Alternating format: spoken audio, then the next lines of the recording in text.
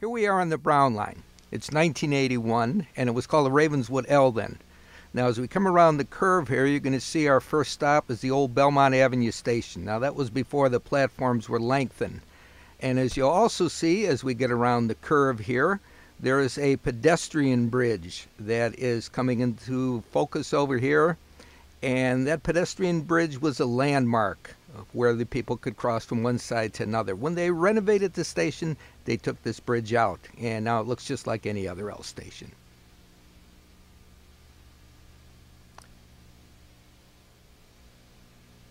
Okay, now we're getting ready to go, and you'll notice as we move south, we're going to skip the Wellington station, run right through it. That's because we're on a B train. And in those days, most CTA, L, and subway lines used to operate alternate A and B trains. The busiest station, like Belmont, were A-B stations. All the trains would stop there. The lesser used stations were either A stations or B stations. A trains stopped at the A stations and the A-B stations, and B trains stopped at the B stations and the A-B stations. This skipping stations was actually CTA innovation that they brought in the 1940s. Made service a lot faster.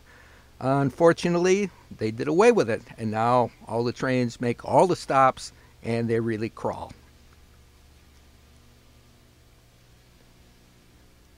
Now we're coming up to the Fullerton station, the old Fullerton station that is, and this one has also been renovated. The platforms have been lengthened to accommodate the 8-car trains which now run on the Brown line. And at this particular time, 1981, the reason that I shot this video was that there was talk that the Ravenswood line, as it was called, was actually going to be abandoned. There wasn't enough traffic on it. Well, now we're going again. We passed the Fullerton station. We're on a different train now. We'll be on an A train now, and we're pulling into Armitage. Armitage was an A station, and so we're going to stop at Armitage. And then moving along a little further, we're getting to the part where the Red Line trains nowadays descend into the subway. And this is where you're going to see south of the subway portal the way things have changed. South of the subway portal, the neighborhood was pretty sketchy in 1981. And you're going to see a lot of vacant lots. You get to around the Clybourn Halsted North intersection, it looks like you're in the middle of a war zone. As you can see, we're coming around the corner now. We're going along parallel to Clybourn Avenue. And this area, of course, today is all built up with very fine homes and condominiums. But in those days, as I said, a lot of vacant lots. Just before we make the turn over here at Halsted Street, you notice looking south toward the intersection of Clybourn and Halsted North. No Apple store, no big buildings except for the one on the corner that was still there, which was then the home of Sam's Liquors. We're coming through now, going through the abandoned Halsted Street L station, and we're coming around the corner again, getting ready to cross North Avenue and moving along parallel to North Avenue. Nice view of downtown there.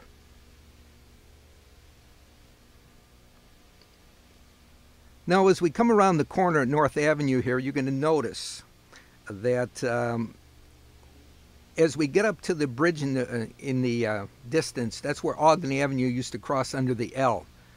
And unfortunately, I ran out of film on my cassette over here, and I didn't really get a picture where Ogden crossed under the L. So I changed cassettes, and here we are again. And as I said, we're on an A train, and we're pulling up to the Sedgwick station. And Sedgwick station, not having much traffic, was a B station. So we're not going to stop at Sedgwick. We're going to just zip right through the station and then come around the corner and head down closer to the loop.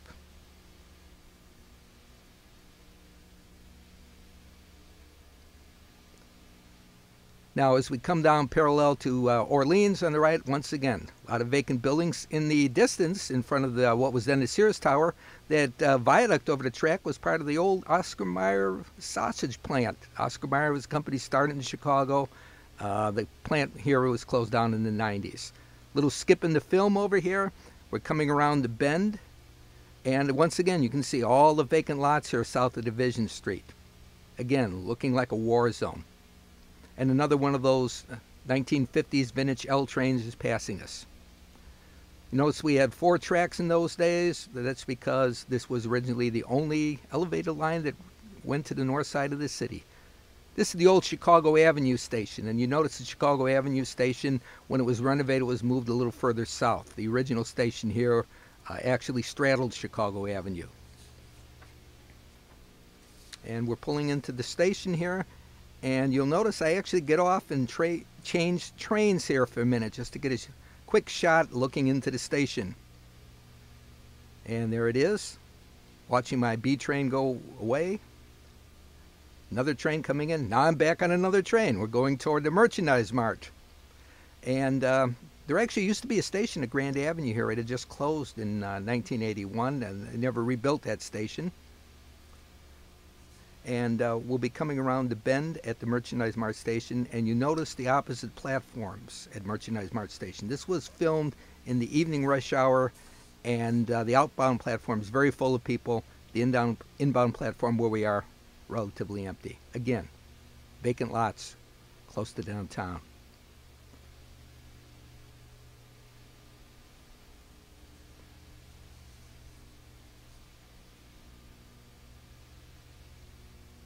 Now in just a minute we're going to be crossing the bridge over Wells Street, and we'll be getting up to Lake Wells Junction, which at one time was advertised as the busiest railroad junction in the world.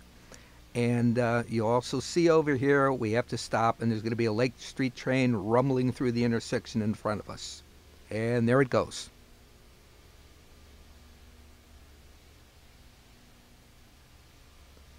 Now this first station you're going to see, first platform actually, was the old Randolph Wells L station. The platform's still there, but the trains don't stop at this station anymore.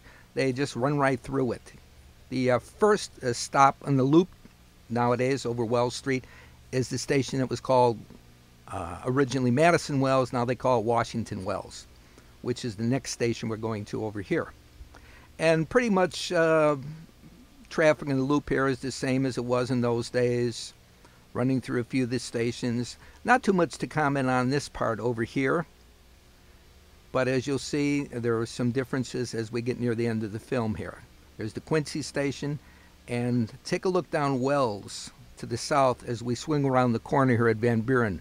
Once again, you're going to see, looks very empty. Though there's a construction crane up there, and it looks like they're going to do some building there. Now we're nearing the end of the film. We're running over Van Buren Street, and as you'll get to the end of the film, when you pass LaSalle Street station here, you notice no more stations ahead of us. LaSalle was the last station in the loop in those days. No Harold Washington Library, no State Street station.